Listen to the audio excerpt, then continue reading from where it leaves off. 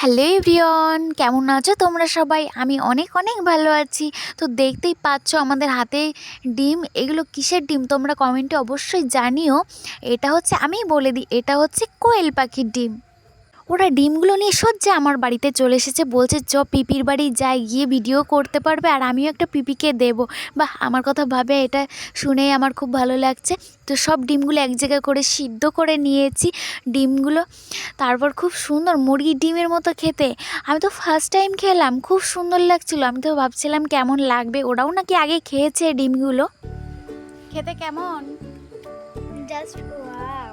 কি পাখির ডিম খেলি তোরা? কোয়েল পাখি। কেমন খেতে? Hello hello.